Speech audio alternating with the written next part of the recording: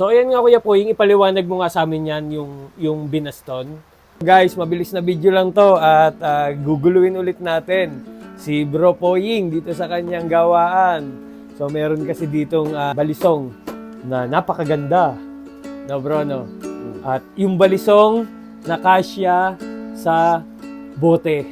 Bro, anong tawag dyan? Binaston ba? Binaston? Oo. Eh, bakit tinawag na binaston? Sabi ni Mamay Ramon, nung panahon daw pwedeng itago ang balisong sa bote. Ayan. Shout out Mamay Ramon. Shout out Mamay Ramon. Okay, kasya nga bro, no? Bakit? Oo nga, no? So, anong purpose niyan, bro? Ang purpose daw nito sabi raw ng matatanda nung unang panahon, bawal nga raw ang balisong, so kailangang maitago kapag may checkpoint. Ito ang kanilang napag-isipan, ang tinatawag na binaston, na kasya sa bote. Kasya sa bote. Ayun nga, no, guys, no?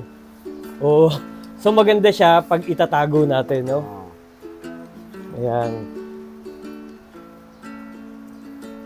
So, itong binaston ay manipis.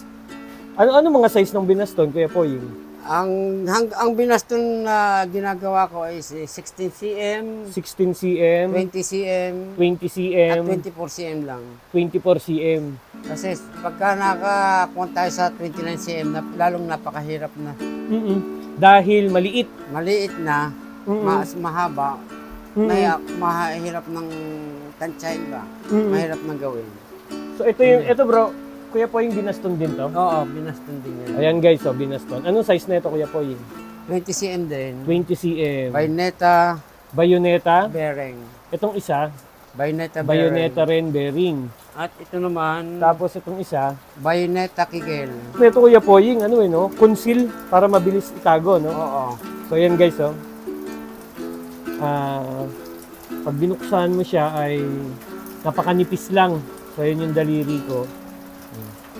Madali nga naman itago, kasya sa bote, di ba?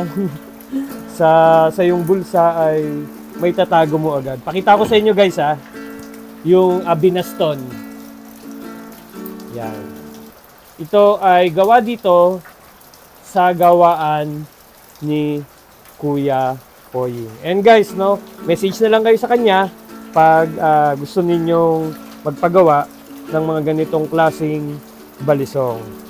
So ito shout out kay Bro Woody, kung balisong na to. At pinagawa niya dito sa Taal, Batangas.